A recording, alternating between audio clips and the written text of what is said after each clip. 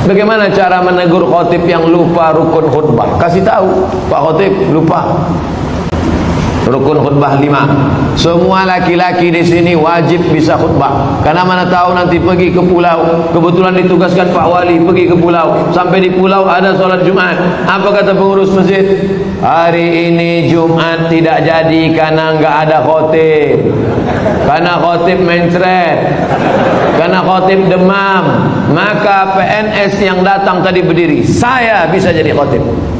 5 rukun khutbah. Naik ke atas mimbar, alhamdulillah wassalatu wassalamu ala rasulillah, ya ayyuhalladzina amanu taqullah, usikum wa nafsi bitaqwallah, Allahumma fir lil muslimina wal muslimat.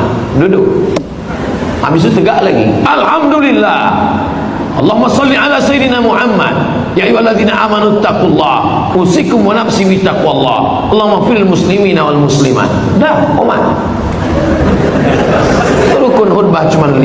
Alhamdulillah, salawat, ayat, wasiat takwa, doa. Alhamdulillah, salawat, ayat, wasiat takwa, doa.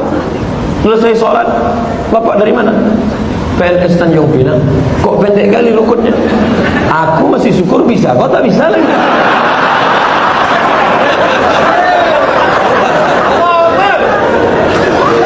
Nah, insya Allah selesai ceramah ini semua PNS ASN Tanjung Pinang bisa jadi khotib, betul? Sependek itu pun ada juga yang ragu. Naik ke atas. Nanti latihan dulu, karena kadang walaupun kita hafal, karena grogi naik ke atas hilang juga yang 5. Pas naik ke atas, alhamdulillah, wassalatu wassalamu ala rasulillah, ya ayyuhalladzina amanu taqullah, usikum wa nafsi bitaqwallah, Allahumma fir lil muslimina wal muslimat. Duduk. Karena khutbah mesti 2. Besok naik lagi. Alhamdulillah. Diulang balik, jangan pula naik lagi sama macam tadi. Apa pendapat Ustaz tentang film The Santri yang tidak mencerminkan kehidupan pesantren yang sebenarnya dan disutradarai oleh Livi Zeng yang kontroversi itu? Kalian mancing-mancing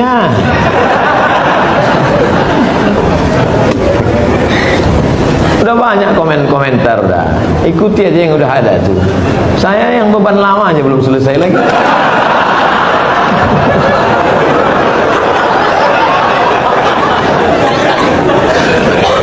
Haram hukumnya masuk ke rumah ibadah orang lain. Haram. Saya tak nonton film ini sampai habis. Baru nengok trailernya aja. Tapi di dalam itu yang bisa saya komentari, pertama masuk ke rumah ibadah.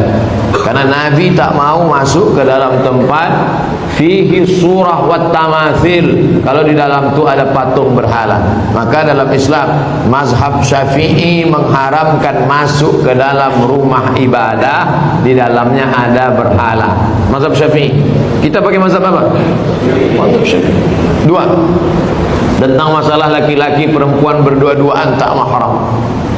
Panah-panah. La yakhluwanna rajulun ma'amra'atin illa ma'adhi mahramin. Oleh sebab itu maka kita jaga anak cucu kita dari perbuatan-perbuatan maksiat. Bahwa ada misi-misi sesuatu di balik ini semua, wallahu a'lam bishawab. Kita akan diminta tanggung jawab di hadapan Allah Subhanahu wa taala. Islam tak perlu diajari bagaimana berinteraksi sosial dengan saudara kita non muslim. Karena kita sudah lama bertetangga, apalagi orang Tanjung Pinang. Seandainya orang Tanjung Pinang ini ekstrim, tak akan ada orang Tionghoa di Tanjung Pinang, betul? Kita semuanya bisa menerima, siapapun yang datang semua bertetangga, berkawan, bersahabat. Tapi kalau sudah dalam masalah ibadah, ritual, tak ada tawar menawar. Wala ana abidum ma'abatum wala antum abiduna ma'abud lakum dinukum. Sekarang banyak yang tak bisa membedakan kebablasan, tak bisa membedakan mana toleransi, mana tolerasin. Harus bisa dibedakan. Jangan karena toleransi mengorbankan keyakinan akidah anak-anak kita, nauzubillah. Dan orang-orang yang pernah di pesantren pun ketika menonton itu, ini bukan anak pesantren. Anak pesantren tak begitu. Bagaimana tanggapan Ustaz tentang disertasi Dr. Abdul Aziz mengenai seks pranikah? Ini tulisan seorang bernama Sahrur. Siapa namanya? Sahrur, bukan Pak Sahrul. Pak Sahrul Pak wali kita. Seorang laki-laki namanya Sahrur. Sahrur artinya burung, nama jenis burung hitam warnanya. Itu nama dia, orang Suriah. Sahrur ini kuliahnya di Moskow. Aliran pemikirannya kiri. Apa itu maknanya kalau kiri? Komunis. Sahrur ini komunis.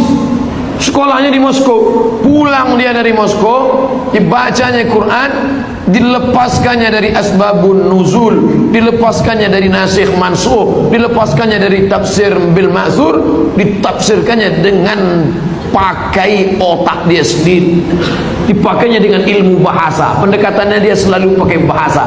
Makanya menurut Sahrur, aurat yang wajib ditutupi itu hanya yang berkerut-kerut saja, yaitu payudara dan kemaluan. Itu saja yang wajib ditutup, yang lain boleh dibuka.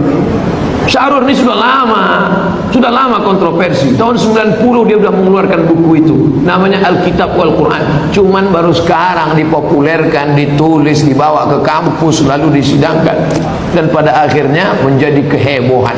Ingat, ada ilmu, tapi ada yang lebih tinggi daripada ilmu, adalah akhlak.